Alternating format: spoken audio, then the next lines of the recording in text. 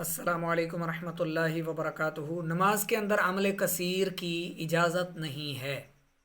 عمل کثیر ہے کیا؟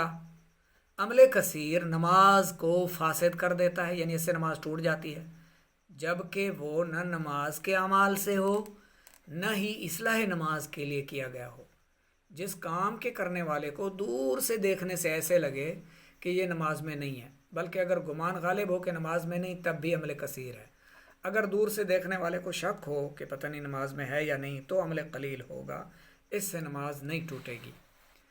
اچھا، دوران نماز کرتا یا پیجامہ پہنا یا تہہ بند باندھنا نماز کو فاسد کر دے گا، یہ عمل کثیر ہے۔ ستر کھل گیا، سلوار اتر گئی، اسی حالت میں کوئی رکن ادا کر لیا، 3 بار سبحان اللہ کہنے کی مقدار وقفہ گزر گیا تو نماز ٹوٹ گئی۔ نماز میں کچھ نگلا، معمولی سا بھی کھانا پینا، مثلا تیل بغیر چبائے نگل لیا یا قطرہ منہ میں گرا اور نگل لیا، نماز شروع کرنے سے پہلے ہی کوئی چیز دانتوں میں موجود تھی اسے نگل لیا، تو اگر وہ چنے کے برابر یا اس سے زیادہ تھی تو نماز ٹوٹے گی، کم تھی تو نہیں ٹوٹے گی۔ یعنی منہ میں موجود تھی، چنے سے چھوٹی تھی یا برابر تھی تو نماز نہیں ٹوٹے گی نگل گئے تو۔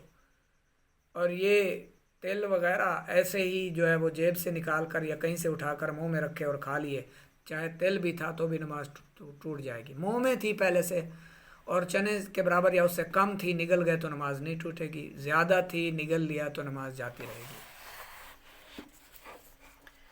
اسی طرح نماز سے پہلے کوئی میٹھی چیز کھائی تھی، اس کے اجزاء منہ میں رہ گئے، لعاب دہن میں کچھ اثر رہ گیا، اس کے نگلنے سے نماز نہیں ٹوٹے گی۔ منہ میں شکر وغیرہ گھول کر حلق میں پہنچی، نماز نہیں ٹوٹے گی۔ دانتوں سے خون نکلا، اگر تھوک پر خون غالب ہے یعنی خون زیادہ نکل آیا ہے تو نماز ٹوٹ جائے گی، اور معمولی ہے تو پھر نماز نہیں ٹوٹے گی۔ غلبہ کی علامت یہ ہوگی کہ اگر حلق میں اس کا مزہ محسوس ہو، خون کا مزہ محسوس ہو تو نماز ٹوٹ گئی سمجھیں، اگر حلق میں خون کا مزہ محسوس نہ ہو تو نماز نہیں ٹوٹے گی۔ نماز توڑنے میں ذائقے کا اعتبار ہے اور وضو ٹوٹنے میں رنگ کا اعتبار ہوگا۔ اچھا، بلا عذر سینے کو کعبہ سے 45 درجہ پھیر دیا، پھیرنا نماز کو توڑ دے گا۔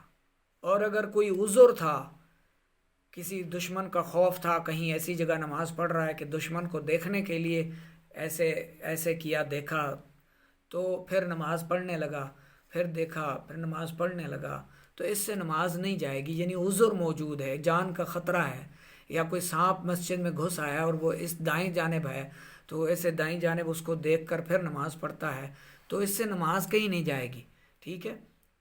عذر ہو تو 45 درجے پھرنے کی شرعاً اجازت ہے، عذر نہ ہو ایسے ہی پھر گیا تو نماز ٹوٹ جائے گی۔ سانپ بچھو مارنے سے نماز نہیں ٹوٹتی، جبکہ نہ 3 قدم چلنا پڑے نہ 3 ضربیں لگانی پڑیں۔ 3 ضربیں لگ گئیں، 3 سے زائد لگ گئیں تو پھر نماز ٹوٹ جائے گی، 3 قدم سے زیادہ چل پڑے تو بھی نماز ٹوٹ جائے گی۔ پے در پے 3 بال اکھیڑے، 3 جوئیں ماری، ایک ہی جو کو 3 بار مارا، اس سے نماز ٹوٹ جائے گی، ورنہ نماز نہیں ٹوٹے گی مگر مکروہ ہو جائے گی۔ ایک رکن میں یعنی کھڑے تھے، اس میں 3 بار کھجانے سے نماز ٹوٹ گئی، کھڑے تھے 2 بار کھجایا، پھر رکوع میں 2 بار کھجایا، پھر اٹھے 2 بار کھجایا، یعنی ہر رکن میں 1-2 بار کھجایا، 3 بار نہیں کھجایا تو نماز نہیں ٹوٹے گی۔ کسی بھی ایک ہی رکن میں 3 بار کھجا لیا تو نماز ٹوٹ جائے گی۔ اچھا جی، اللہ اکبر میں کی جانے والی غلطیاں۔ اللہ اکبر پڑھا تو نماز ٹوٹ جائے گی، اللہ اکبر کہا نماز ٹوٹ جائے گی، اللہ اکبر کہا تو نماز ٹوٹ جائے گی، ٹھیک ہے۔ اور اگر تکبیر تحریمہ میں ہی اللہ اکبر کہا تو نماز شروع ہی نہیں ہوئی، نماز ٹوٹ گئی، ٹھیک ہے۔ تو لہذا تکبیرات کی غلطیوں کا بھی خیال رکھا کریں اور عمل کثیر بھی نہ ہونے دیا کریں۔